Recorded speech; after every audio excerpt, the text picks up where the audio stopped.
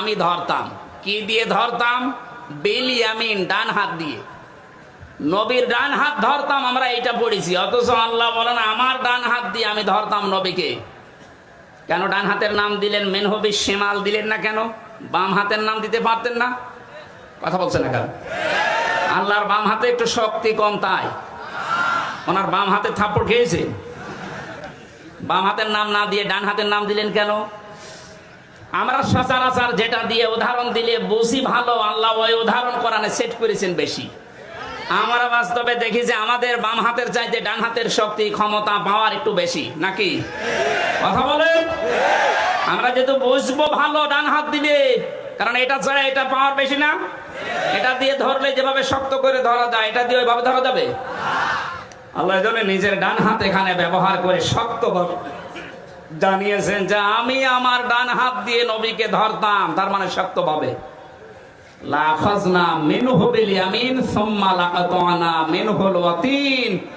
এবং আমার নবী যেটা দিয়ে কথা বলে কণ্ঠনালী কেটে ফেলে দিতাম। আর এ ব্যাপারে আমাকে বাধা দেওয়ার মতো কারো সাধ্য নেই। কে বলছে? কোরআনের ভেতরে আল্লাহর নবী পর্যন্ত কোনো কথা বানিয়ে বলতে পারেন নাই। যদি বলতেন, আল্লাহর ঘোষণা দেখলেন, ডান হাত দিয়ে চেপে ধরতাম আমি, আর তার কণ্ঠনালী চেপে কেটে ফেলে দিতাম। কেউ আমাকে বাধা দেওয়ার ক্ষমতা রাখতো না। অথচ এই দেশে লক্ষণ সেনের 850 বছর আগে পালিয়েছিল, তার মেয়ে পালিয়েছে 5 তারিখে। 850 বছরের ইতিহাস ভেঙ্গে মহিলা পালিয়েছে। কোরআনের আয়াত বলতো লাকুম দীনুকুম ওয়ালিয়া দীন, আর বলতো রাহুল বুখারী, এটা বুখারী শরীফে আছে। তাহলে ওর কি কেটে ফেলা দরকার বলেন তো? কণ্ঠনালী কাটলে হবে? নবীর যদি আল্লাহ কণ্ঠনালী কাটতে চায়, ওরে টুকরা টুকরা করা লাগবে।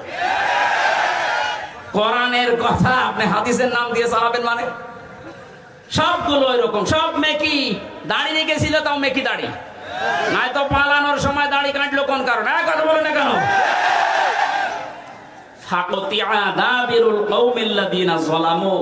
জালেমদের শিকড় আমি আল্লাহ কেটে দিয়েছি, একেবারে মোলক পটল করে ফেলেছে।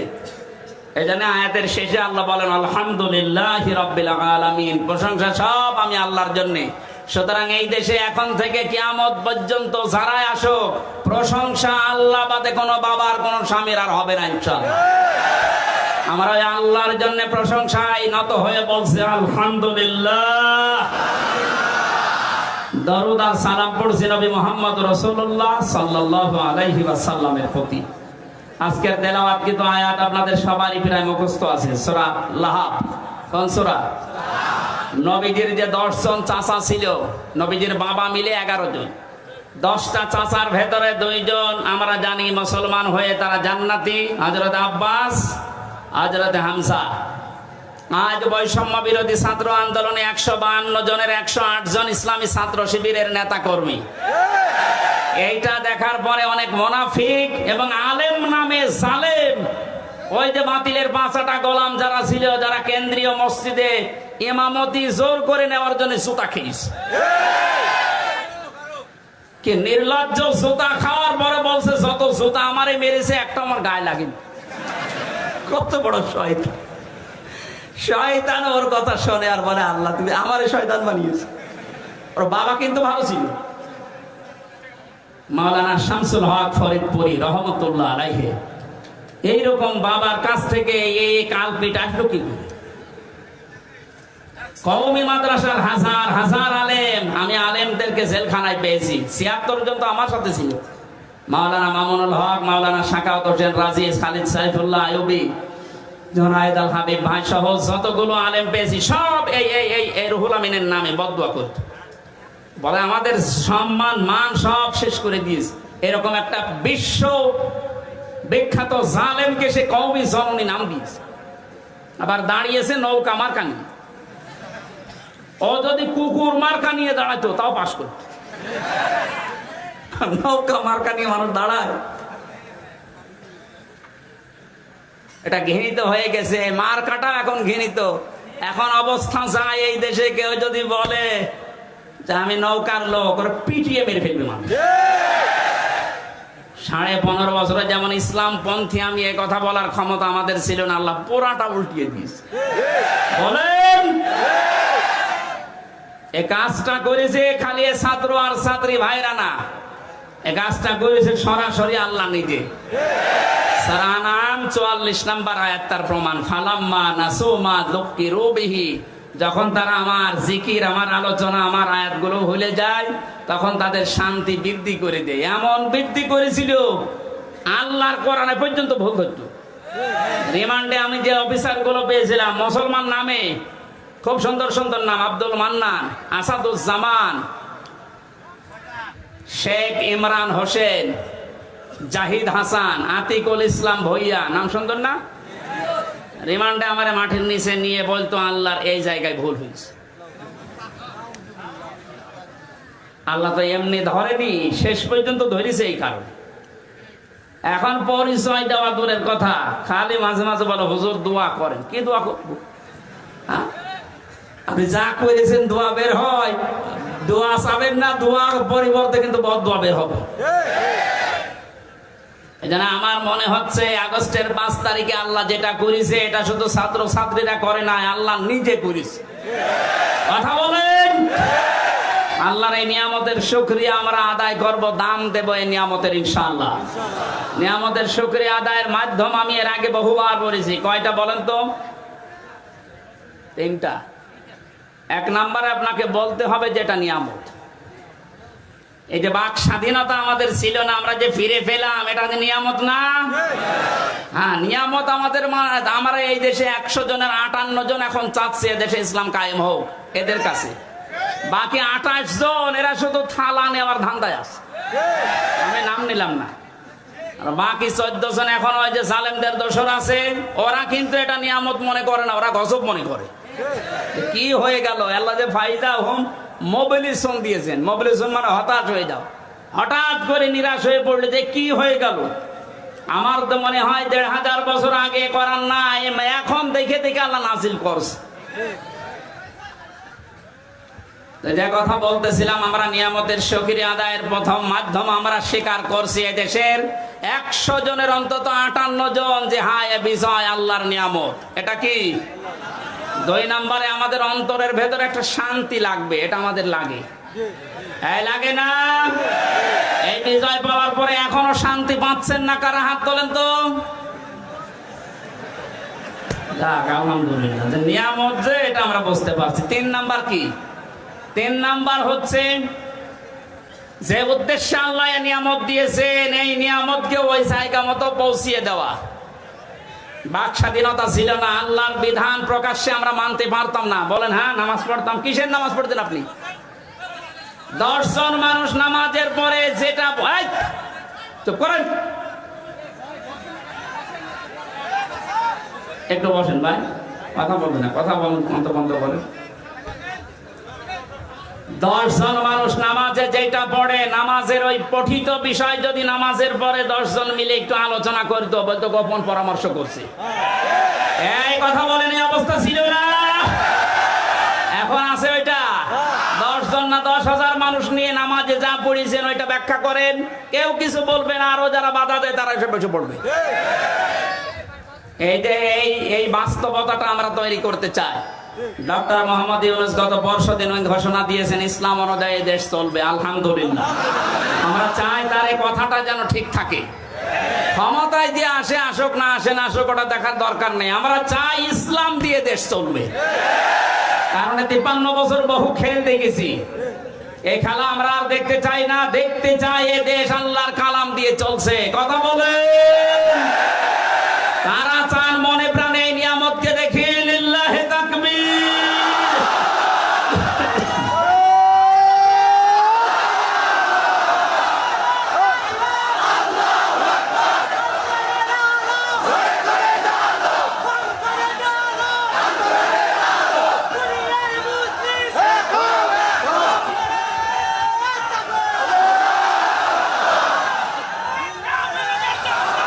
আলহামদুলিল্লাহ, আমরা নিয়ামত শুকরিয়া আদায় কিভাবে করে? আয়াতটা পাবেন সূরা ইব্রাহিমের 7 নম্বর আয়াতে।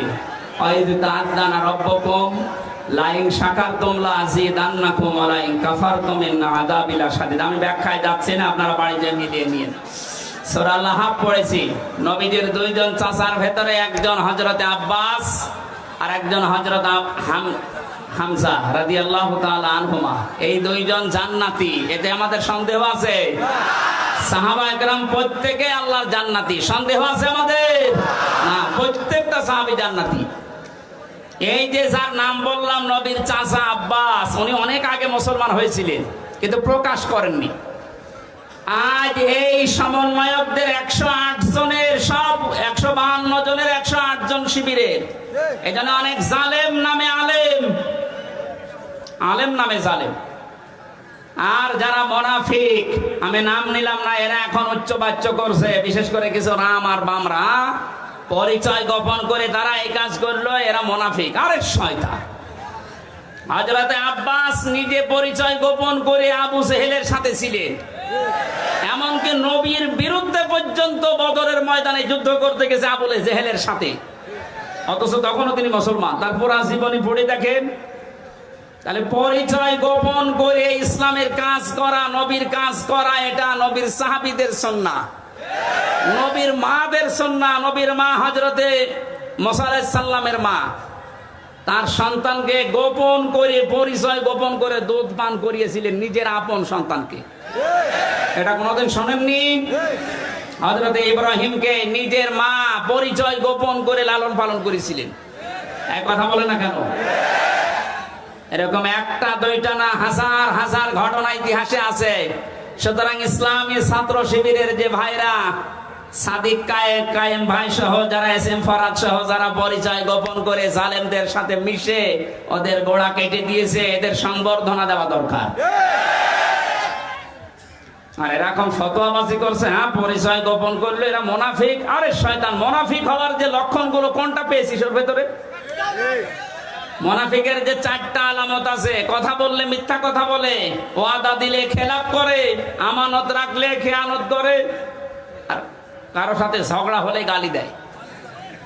এইগুলো কাদের ভেতরে পাওয়া যায় আপনি দেখতে পাচ্ছেন না? মুখের ভাষা দেখেছেন টকশোতে, যেটা 72 রাকাত নামাজ পড়তো, ওর মুখের ভাষা দেখেছেন? বাকি গেল না, নাই বললাম। এদের মুখের ভাষা শুধু না, এদের চরিত্র ওই রকম নিকৃষ্ট। বুড়ো হয়ে কবরে চলে যাচ্ছে, তারপরও উল্টাপাল্টা কাজ ছাড়ে না। ওদের চরিত্র প্রত্যেকেরটা এরকম, একটারও ভালো পাইনি আমি। যত মানুষকে নাম শুনি দেখি এখন বাস্তবে, প্রত্যেকটা চরিত্র শয়তানের চাইতে খারাপ।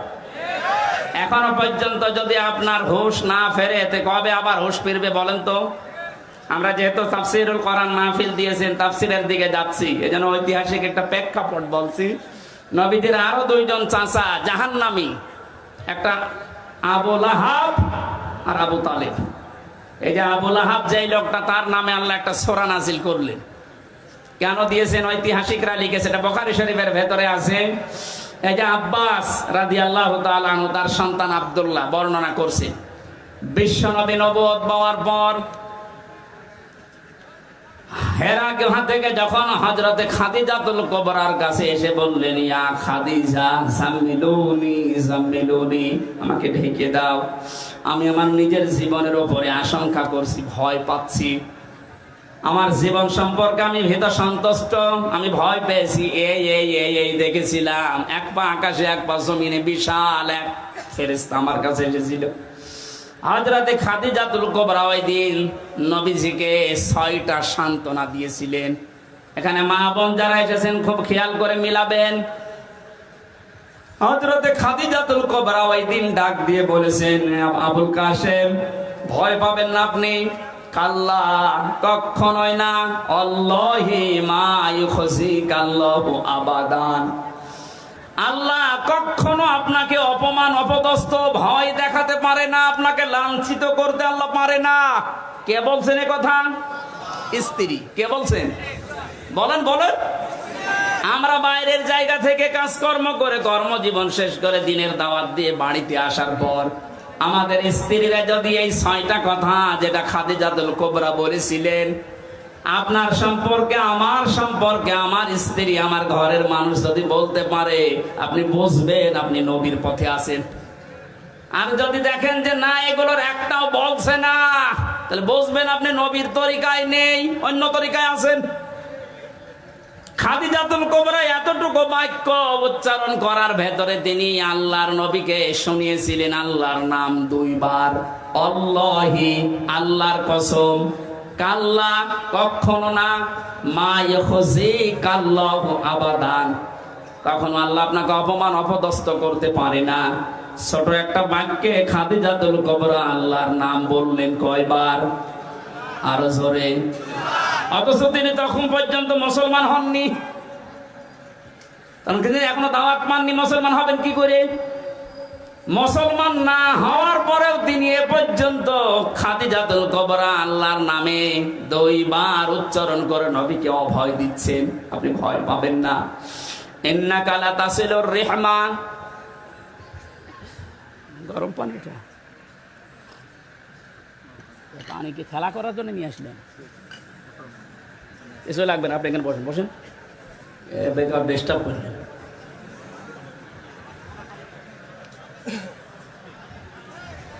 এদিকে আছে আপনাদের মনোযোগ।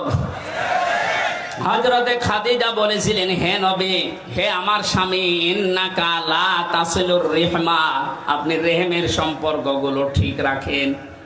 তার মানে এই যে আত্মীয়তার সম্পর্কগুলো আপনি ঠিক রাখেন, এটা এত বড় গুরুত্বপূর্ণ একটা বিষয়। আজকে আমরা বাংলাদেশে অনেকের ভেতরে এই আচরণটা পাচ্ছি না। ধর্ম বাবা পাঠিয়েছে রাজশাহীতে, বছরে 3 বার করে যায় সেখানে, অথচ নিজের আপন বোন গরিব, সেখানে বছরে 1 বারও যায় না। আর এটা যায় না তার কারণ আছে, অন্যতম বাধা হচ্ছে এই লোকটার স্ত্রী। কথা বলছে না কেন?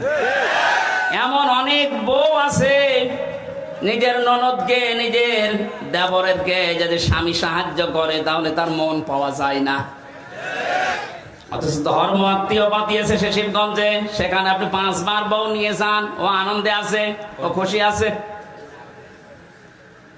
সম্মানিত মা বোন যারা এসেছেন, আপনি কি মনে করেন শুধু নামাজ পড়া, রোজা করা আর কালো বোরকা পরা ইবাদত না? আপনি যদি মনে করেন যে আপনার স্বামীর হায়াত আরো বেড়ে যাক, বেশি দিন আমার স্বামী দুনিয়ায় বেঁচে থাক, আমার স্বামীর মান সম্মান, টাকা পয়সা, ইজ্জত আবরু আরো বেড়ে যাক, নবীজি বলেন ওই স্ত্রীর উচিত সে যেন তার স্বামীকে বারবার তাকিদ দেয়, তুমি যাই করো অন্তত এর রেহেমের সম্পর্কগুলো ঠিক রাখো।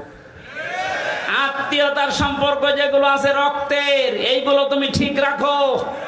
এরকম বউ আছে কার ঘরে বলেন তো? হাত তোলেন।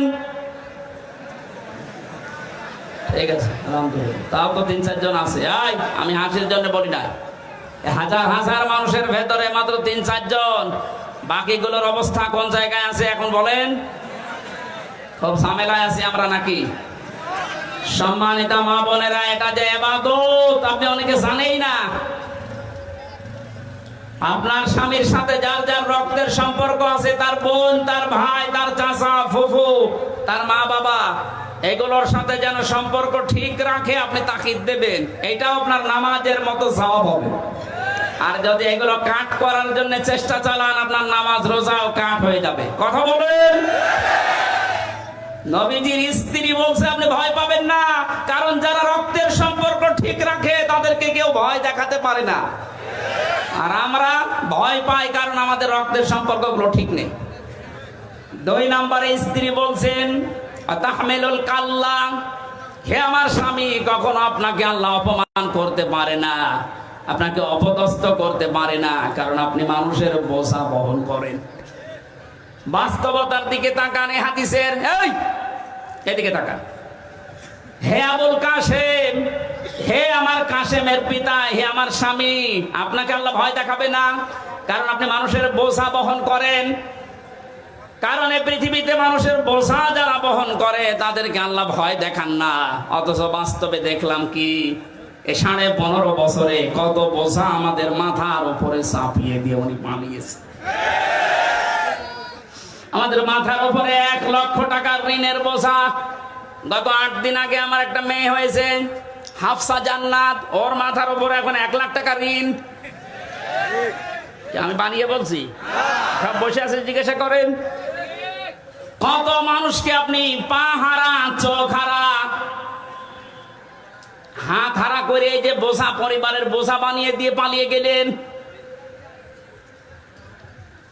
হাজার হাজার কোটি টাকা নিজের মেয়ের নামে, ছেলের নামে, নিজের নামে, বোনের নামে, আত্মীয় স্বজনের নামে, শুধু দলের নামে পাচার করে করে এ বোঝা এ দেশের উপরে আপনি রেখে গেলেন। এই মহিলাকে আমার মনে হয় আপনি বলা ঠিক হবে না। কোন খারাপ শব্দ থাকলে একটু বলেন তো দেখি। কারণ তো সম্মানিত মানুষ না, সম্মানিত মানুষকে আপনি বলা যায়। কত রকমের বোঝা আমাদের মাথার উপরে, যে হাজারো কষ্টের বোঝা, দুঃখের বোঝা, ঋণের বোঝা, হাজার হাজার বোঝা মাথার উপরে চাপিয়ে উনি পালিয়ে উনি আরামে আছে। আপনি নবীর আদর্শ মানেন নাই। নবীর আদর্শ হচ্ছে পৃথিবীতে মানুষের বোঝা বহন করা, হালকা করে দেওয়া, আর আপনি আরো বোঝা দিয়ে গেলেন। আপনি নবীর উম্মত না। কি বলতে চাইলাম আপনি না বুঝলেও এরা বুঝেছে।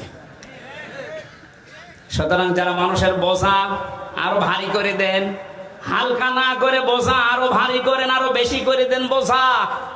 এই যে 3টা বছর আমার জেলে রেখে কত রকমের বোঝা আমার উপরে চাপিয়ে দিয়েছিলেন, আমার পরিবারের উপরে, আমার মা বাবার উপরে, আমার সন্তানের উপরে কত বোঝা চাপিয়েছিলেন। তারা খেয়ে না খেয়ে 3টা বছর পার করেছে। কি কারণে? কোনো কারণ নেই, এমনি। কি কারণে বলেন তো? এমনি না, না, কোনো কারণ নেই। কয়েকদিন আগে আমার মামলা খারিজ হয়ে গেছে সব। বিচারপতি কর্তৃক, আদালত কর্তৃক এটা প্রমাণিত যে আমার কোনো দোষ পাইনি, আমি নির্দোষ। সুতরাং নির্দোষ মানুষকে আপনি 3টা বছর জেলে রেখে যে বোঝা দিলেন, এখন তো আপনি আরামে আছেন। আমিও চাই আমার মতো 3 বছর আপনি জেলে থাকেন। আর ব্যারিস্টার আরমানকে গুম করেছিলেন, তার জন্য 8 বছর। 8 আর 3 কত হয়? আমান আজমিকে 8 বছর, কত হয়? 19 বছর আগে থাকবেন মাটির নিচে, এরপরে আপনি চট করে ঢুকে পড়বেন। হাজারো মানুষের মাথার উপরে দুঃখের বোঝা, কষ্টের বোঝা, ঋণের বোঝা সব চাপিয়ে উনি এখন আরামে আছেন। নবীর উম্মত। কিসের উম্মত? 14 বার হজ করলেও পট্টি মাথায় দিয়ে তসবিহ হাতে নিয়ে, এটা নবীর উম্মতের বাইরে। নবীর উম্মতের বাইরে যারা, ওটা হয় কাফের না অন্য কিছু। একটা কথা যদি কেউ ভুল প্রমাণ করতে পারে বলেন এ পর্যন্ত। নবীর উম্মত আপনি কোনটা দিয়ে বলবেন? নবীর কাজ ছিল মানুষের বোঝা হালকা করে দেওয়া, আর ওদের কাজে 15.5 বছরে হাজারো মানুষের পরিবারে শুধু বোঝাই দিয়ে গেছে। একটা মানুষকে জেলে দেওয়া মানে তার পুরা পরিবারটা বোঝা বহন করা। সে নিজেরা খাইতে পারে না, জেলখানায় টাকা পাঠানো লাগে 10,000 20,000 করে। তাও 2 দিন 5 দিন 10 দিন পরে ছেড়ে দিলে তো হয় 3 বছর 5 বছর 10 বছর। আপনি কত রকমের বোঝা দিয়ে গেলেন। এই যে 2880 জন এখন হাসপাতালে বেডে কাতরাচ্ছে, এই মানুষগুলোর কারো পা নেই, হাত নেই, ঠ্যাং নেই, কারো অন্ডকোষ উড়ে গেছে। এগুলো এই বোঝা এখন বহন করবে কে? যারা শহীদ হয়েছে 1077 জন, সেগুলো তো বাদ দিলাম, তার তো গেছে। যেগুলোকে এই যে বোঝা এখন পরিবারের জন্য, এগুলো কে টানবে বলেন তো? আপনি নবীর উম্মত দাবি করেন, নবীর কাজ ছিল বোঝা আরো হালকা করে দেওয়া, বোঝা বহন করা। আর আপনি বোঝাগুলো সব দিয়ে, ঋণের বোঝা দিয়ে গেছে, কোটি কোটি টাকা পাচার করে এখন এই দেশের প্রত্যেকটা মানুষের উপরে 1 লক্ষ টাকা করে ঋণ মাথা পিছু। ডক্টর মোহাম্মদ ইউনূস উদ্যোগ নিয়ে যে দেশ থেকে যত টাকা পাচার হয়েছে সব টাকা ফেরত নেওয়া হবে, রাষ্ট্রীয় কোষাগারে জমা হবে, এবং যারা টাকা দিতে পারবে না তার বউ ছেলে মেয়ে রাষ্ট্রের কাজে লাগবে। কোনো ছাড় নেই। মানে এ বোঝা আমরা বহন করবো কি করে? তারপর আমেরিকাতে এই অনুষ্ঠানে গিয়ে উনি যে ডলারগুলো নিয়ে এসেছেন, এভাবে যদি আনতে পারেন দেশটা দাঁড়াবে। এত ঋণ, এত বোঝা বহন করা সম্ভব? ও তো আরামে আছে বোনকে নিয়ে, খাচ্ছে আর ঘুমাচ্ছে, আর মাঝে মাঝে বলছে আমি চট করে আসতেছি। স্ত্রী 3 নম্বরে বলেছিলেন, হে আবুল কাসেম, কাসেমের পিতা, তাহমিলুল আপনি মানুষের বস্ত্র, যাদের বস্ত্র নেই তাদের বস্ত্রের ব্যবস্থা করেন, যারা উলঙ্গ অর্ধ উলঙ্গ তাদেরকে আপনি ঢেকে দেন, আর আপনি কি করলেন? এই 15.5 বছরে কত মানুষের পোশাক আপনি খুলে নিয়েছেন। পোশাক মানে শুধু এই পোশাক না, হাজার হাজার আলেমদের চরিত্রের উপরে কলঙ্ক দিয়ে তাদের পোশাক খুলে নিয়েছে। মাওলানা মামুনুল হককে জেনার তহমত দিয়ে তার নিজের স্ত্রী, আমি 3 বছর লোকটার সাথে ছিলাম, আপনার চাইতে আল্লাহর ভয় তার ভেতরে কম নেই যে সে জেনা করবে। আপনার নিজের সারা জীবন একটু মিলান তো, জেনায় ভরপুর। আপনার হাতের জেনা, মুখের জেনা, চোখের জেনা, বাকি জেনার নাম নাই বললাম। আর আলেমদের উপরে এটা চাপিয়ে তার পোশাক খুলে নিয়ে মানুষের কাছে প্রমাণ করতে চেয়েছে যে চরিত্র ভালো না। কোরআনের পাখি বিশ্বনন্দিত মুফাসসিরকেও তারা তার নাম দিয়েছে যে ধর্ষক। শয়তানে বিশ্বাস করবে? রিমান্ডে আমারে ওরা আল্লামা সাইদি এবং আর একটা মহিলার কণ্ঠ এক জায়গায় করে শোনাতো, দেখেন আপনার হুজুররা কি চরিত্র খারাপ। আরে শয়তান, নিজেদের চরিত্র ওরা আলেমদের উপরে চাপিয়ে, এই যে ছোট হুজুর যেটা ছিল রফিকুল ইসলাম মাদানী, ওরা পুরা উলঙ্গ করে হাতের ছিলে, ওর হাতের উপরে একটা দিয়েছে সিগারেট, আর আবার ধরুন একটা মেয়ে লোক নিয়ে ছবি তুলে বলেছে এটা ছেড়ে দেবো। দেখেন কত চরিত্র ওদের কখন জায়গায় পৌঁছেছে। আল্লাহর নবী আরো মানুষের পোশাক পরিয়ে দিত, আর এরা পোশাক খুলে নিচ্ছে। হাজার হাজার মানুষের চরিত্রের পোশাক, গায়ের পোশাক পর্যন্ত খুলে খুলে এই 15.5 বছর আনন্দ করিস। এরা নবীর উম্মত না, কারণ এটা নবীর আদর্শ না। কথা বলেন। আপনি মেহমানদারি করেন, অতিথি পরায়ণ।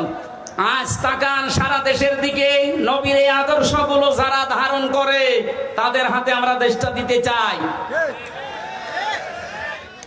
জামাতের কেন্দ্রীয় আমির ডাক্তার শফিকুর রহমান নিজের পরিবার ওইরকম না, তারপরেও এই শহীদদের পরিবারে 2 লক্ষ করে টাকা পৌঁছিয়ে দিচ্ছে সারা দেশে। যার পোশাক নেই তাকে ঢেকে দেওয়ার জন্য চেষ্টা চালাচ্ছে। যার অঙ্গহানি তার বাড়িতে গিয়ে হাসপাতালে যে খোঁজ নিচ্ছে, এই মানুষগুলোর চরিত্র তো রাসূলের সাথে মিলে যাচ্ছে। কথা বলেন।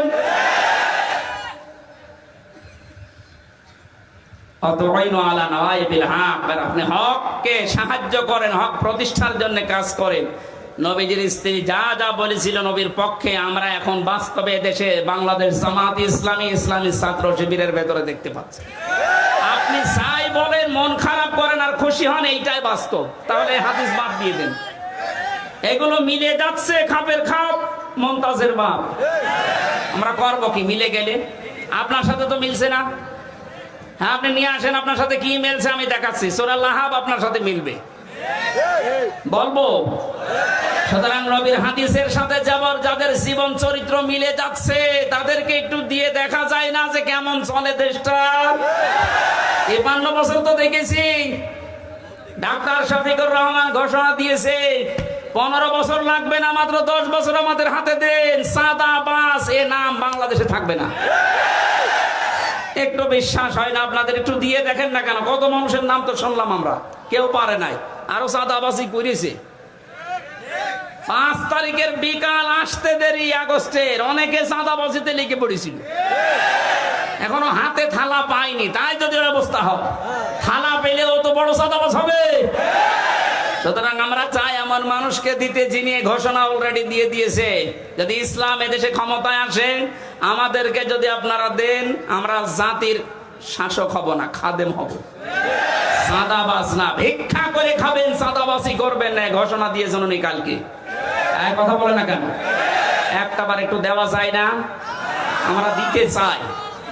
আমি সাধারণ মানুষ হিসাবে আহ্বান জানাচ্ছি, এবার আমরা দিতে চাই। কথা বলেন। যে জরিপটা শোনালাম, 100 জনের 14 জন জালেমদের অনুসারী, এখনো 100 জনের 28 জন ওই থালা থালা, আর 100 জনের 58 জন এখন চাচ্ছে ইসলাম কায়েম হোক। এটা মাত্র এই 1.5 মাসের ব্যবধানে। আরেক কিছুদিন যেতে দেন, 100 জনের 100 জনই চাইবে এদেশে ইসলাম কায়েম হোক। আমরা ওইটা দেখতে আছি। হ্যাঁ, অতি উৎসাহী হয়ে অতি ইসলাম পালন করবেন, এই মনোভাব নিয়ে কোনো জঙ্গিবাদ, সন্ত্রাসবাদ এরকম কোন কাজ যেন করবেন না এই দাদাদের পাল্লায় পড়ে।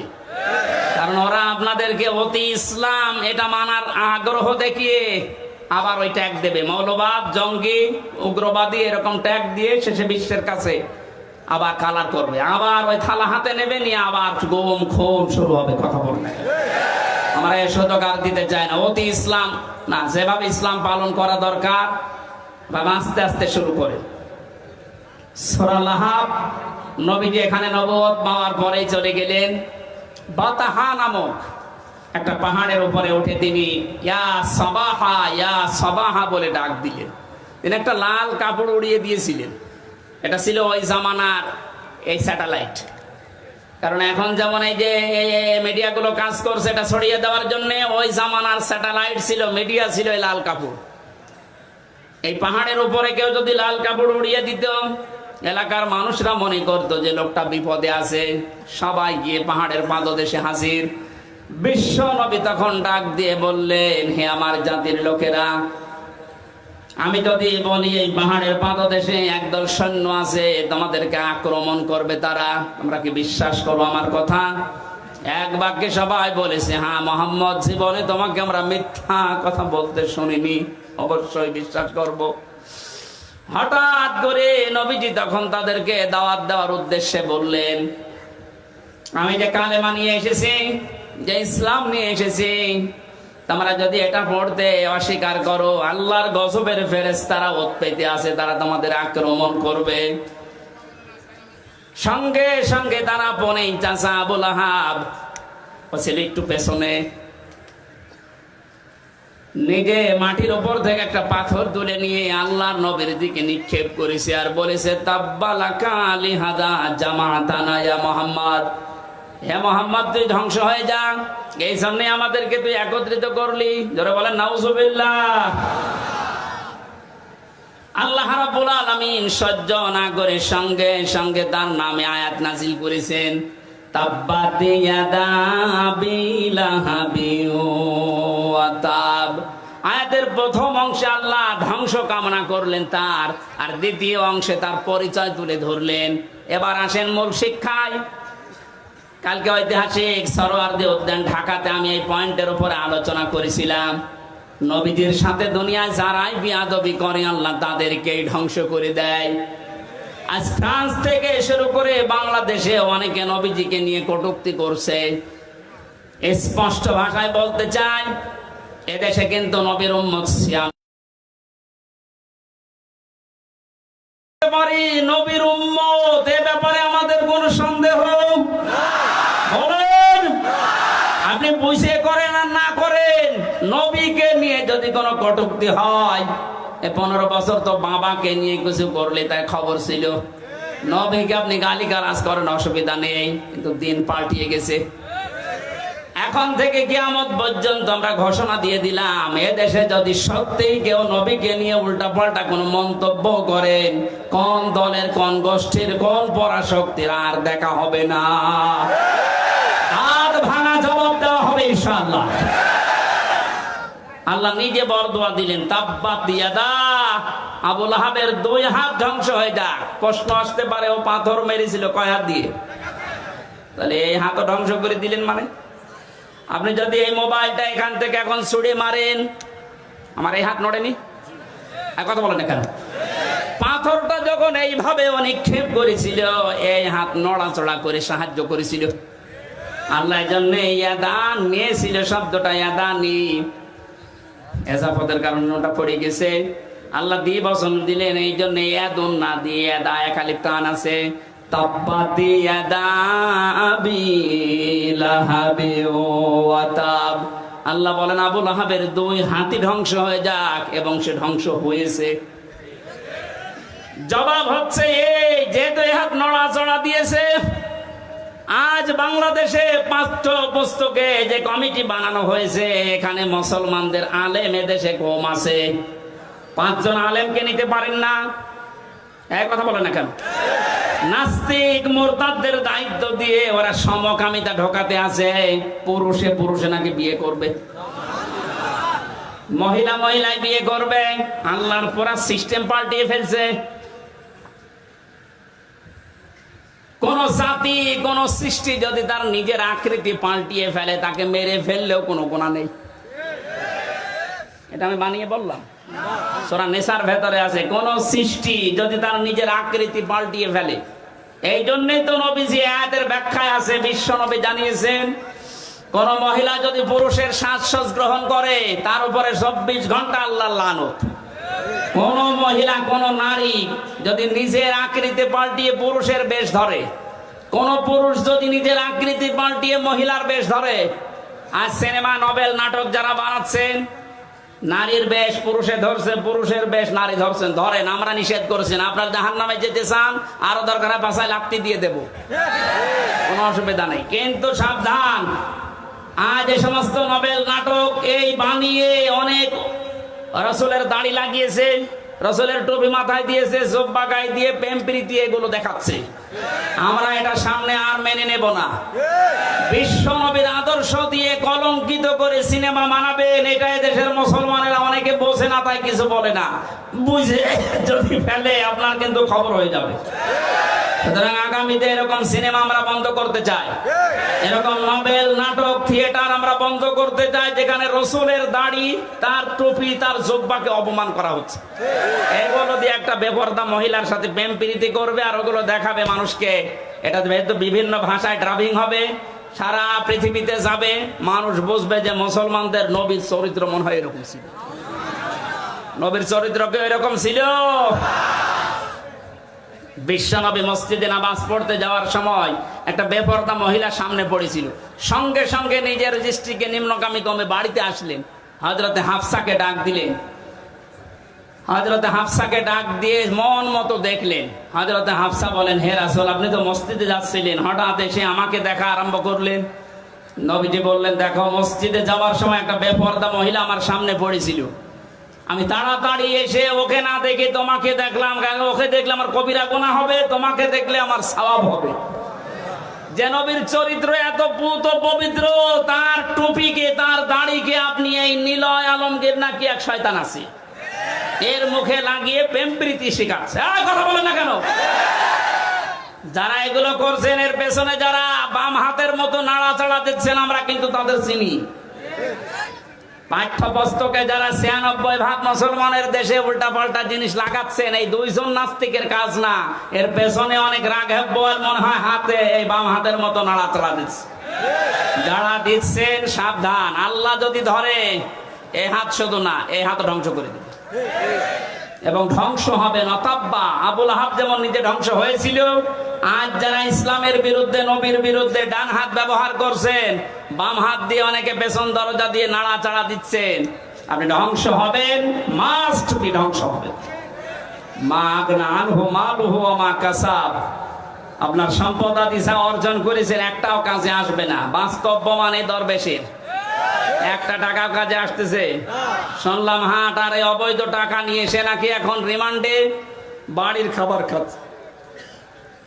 বাড়ির খাবার, আমাদেরকে মাখানো খাবার এনে দিতেন, আর এত বড় দেশের শত্রু, ৩৬,০০০ কোটি টাকা যার কেলেঙ্কারি, তারে বাড়ির খাবার খাওয়ানো হচ্ছে। মানে দেশের মানুষ এখনো জানে না। যদি জানে যে অফিসে তার এরকম জামায় আদর করা হচ্ছে, অফিস কিন্তু উড়িয়ে যাবে। কথা বলেন, জালেমদের কোনো ক্ষমা নেই। যাদের মেকি দাড়ি ছিল, দাড়ি কেটেছে, দাড়ি কাটা মানে রসুলের গলায় ছুরি লাগানো। এই শয়তান বলে মাঝে মাঝে হজে যায়। কিসের হজে যায়? আমি যাই কয়বার হজে গেছি, শুনলাম এখানে আসলে দরবেশ, কোন তারা কাবা শরীফের পাশে যে টাওয়ারটা, ওই টাওয়ারে থাকে, সব সময় আল্লাহর ঘর দেখে, সুবহানাল্লাহ পড়ে। কিসের সুবহানাল্লাহ? এদিকে সুবহানাল্লাহ পড়ে আর এদিকে টাকা পাচার করে। ওর এই সম্পদ গুলো একটাও আল্লাহ কাজে আসতে দেয়নি, সব ধ্বংস করে দিয়েছে।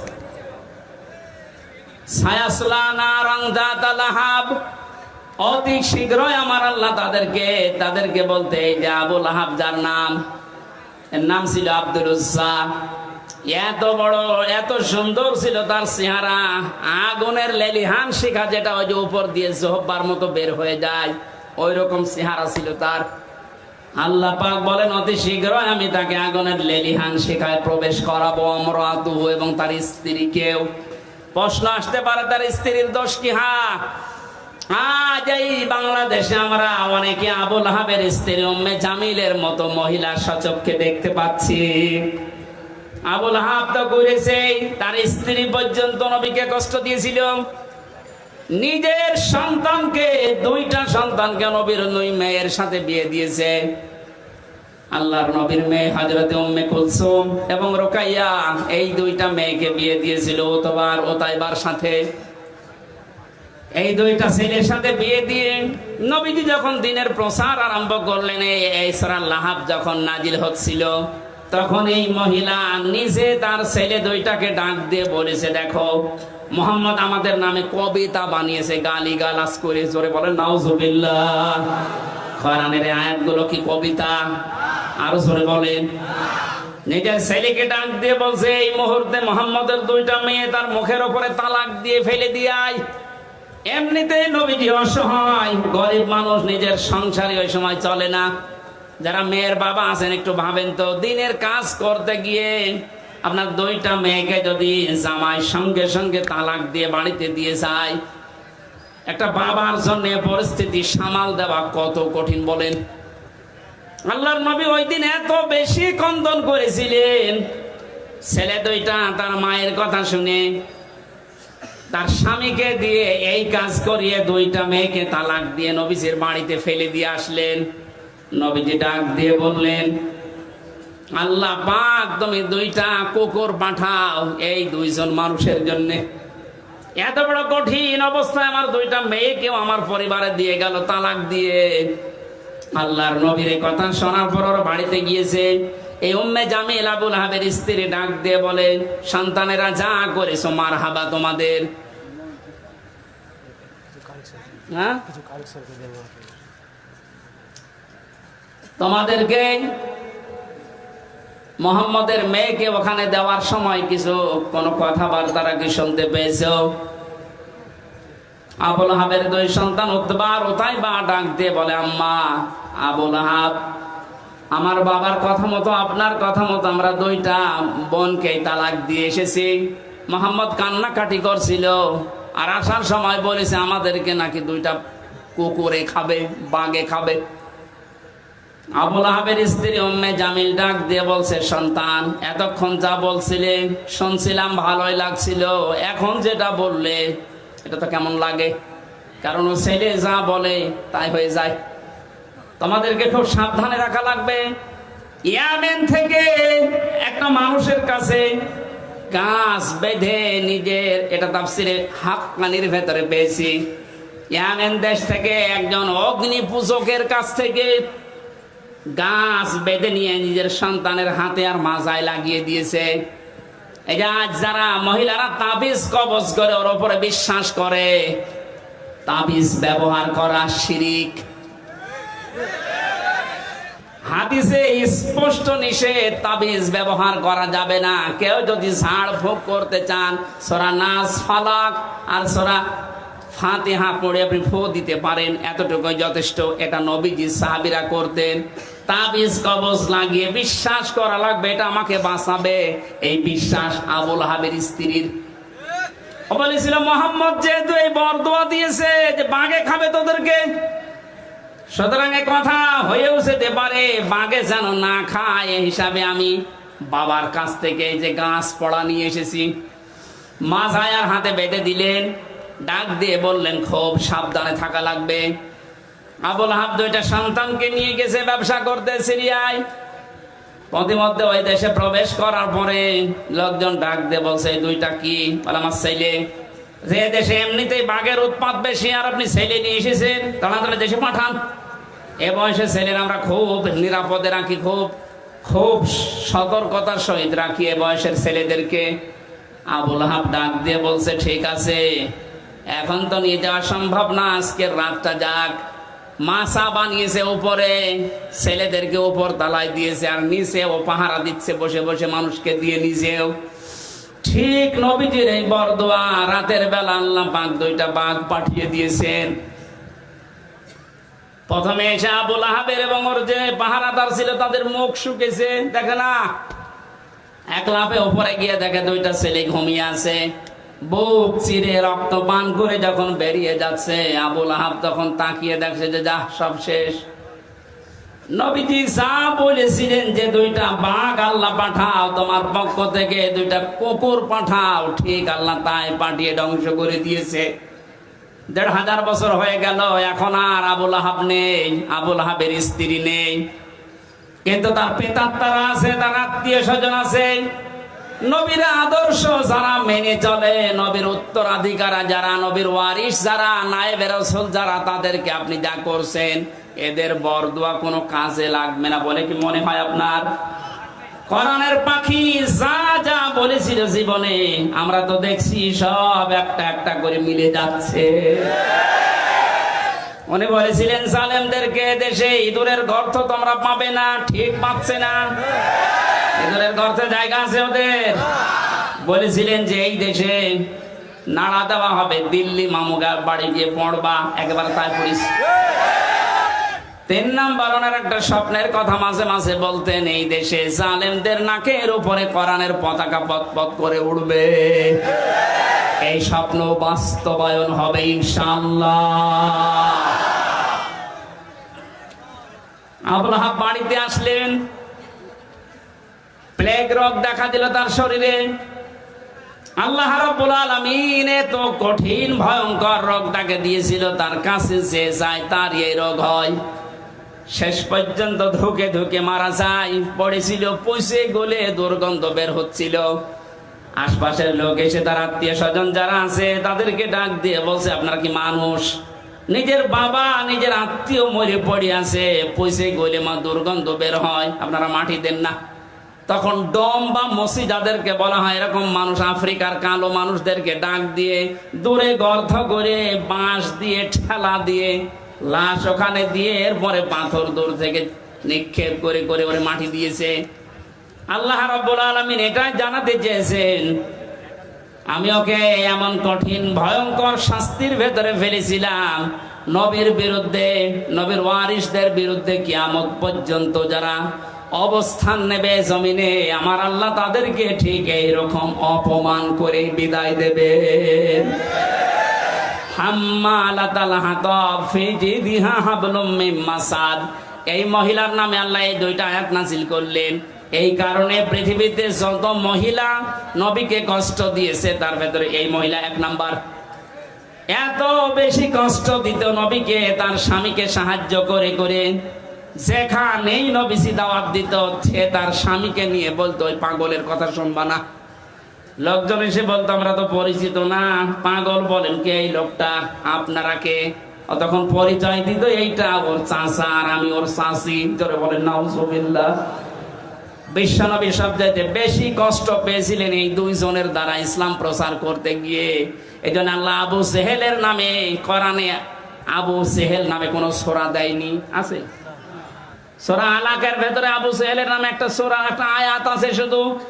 আর এই লোকটার, মানে এর বর চরিত্র এত খারাপ ছিল, এত কষ্ট নবীকে দিয়েছে, আল্লাহ নিজে তাদের নামে আয়াত নাজিল করে না, শুধু পুরা সূরাটাই নাজিল করে দিয়েছে। আমাদের শিক্ষা নেওয়া লাগবে, আগামী পৃথিবীতে বিশ্ব নবীর নামে কোন উল্টা পাল্টা কথা যেন কেউ না বলে। নবী তো নেই, নবীর ওয়ারিসরা আছে। কথা বলেন না কেন? নবীর এই ওয়ারিসদের বিরুদ্ধে যারা আজ মৌলবাদ ছড়াচ্ছেন, আপনাদেরকে আমরা সাবধান করেছি, আর কোনদিন এই শব্দ নবীর ওয়ারিসদেরকে গালি দেবেন না। আপনারা কেন দিচ্ছেন আমরা জানি, আপনারা দাদাদের ফাঁদে পা দিয়েছেন। ওরা ফাঁদে পা দিয়ে যদি 15 বছর এত গণক্ষম করতে পারেন, আবার যদি ফাঁদে পা দেওয়ার চেষ্টা করেন, এদেশের যারা সাধারণ মানুষ আপনাদেরকে সাপোর্ট করে, যদি একবার বুঝে ফেলে যে আপনারাও দাদাদের দাসর দালাল, একবারে জালেমদের মতো আপনাদেরও বিদায় করবে ঝাঁটিয়ে। আল্লাহ আশা করি আমাদেরকে সম্মতি দেবেন, বলেন আমিন। বুখারী শরীফের একটা হাদিস পড়েছিলাম, মান রাআ মিনকুম মুনকারান, যে ব্যক্তি দেখে কোন অন্যায় কাজ তার সামনে হচ্ছে, শরীয়ত বিরোধী, ইসলাম বিরোধী কাজ, তার ইমানের প্রথম দাবি হচ্ছে সে যেন হাতের দ্বারা বন্ধ করে দেয়। হাত মানে শুধু এই হাত না, ক্ষমতার, পাওয়ারের, টাকা পয়সার প্রভাব প্রতিপত্তির। সুতরাং এখন যেহেতু উন্মুক্ত দুনিয়া, এদেশে কোনো অন্যায় কাজ যদি দেখেন শরীয়ত বিরোধী, এটা ইসলাম বিরোধী, মানবতা বিরোধী, সে যেই হোক, আমাদের যতটুকু যার হাত আছে, ক্ষমতা আছে, টাকা পয়সা আছে, প্রভাব প্রতিপত্তি আছে, ইমানের প্রথম দাবি ওইটা দিয়ে বাধা দেওয়া। কেউ যদি বলে না আমি ওর ভেতরে নেই, আমি লা ইলাহা ইল্লাল্লাহ কাউকে কিছু বলি না, ওটা মুনাফিক। এটা ইমানের প্রথম দাবি। দ্বিতীয় নম্বরে যদি হাতের দ্বারা কাজ না হয়, নবীজি বলেন সে যেন প্রতিবাদ করে মুখে, যেটা এখন আমরা অধিকাংশ মানুষ করছি। এটা জারি রাখা লাগবে জালেমদের বিরুদ্ধে। কোন জালেম যেন কিয়ামতের আগে চেয়ারে এসে আর বসতে না পারে।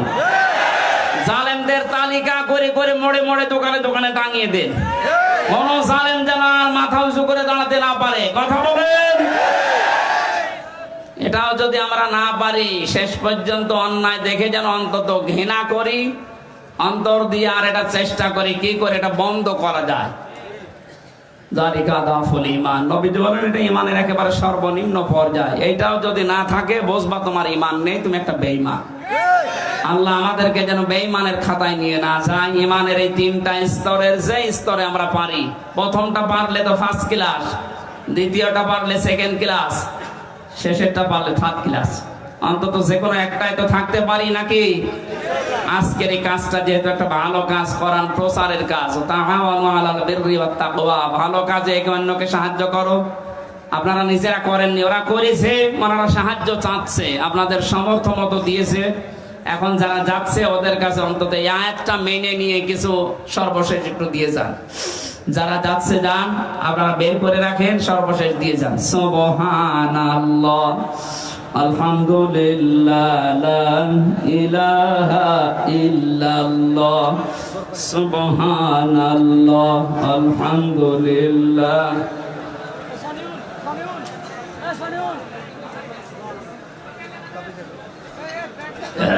সুবহানাল্লাহ, আলহামদুলিল্লাহ, লা ইলাহা ইল্লাল্লাহ, সুবহানাল্লাহ, আলহামদুলিল্লাহ, লা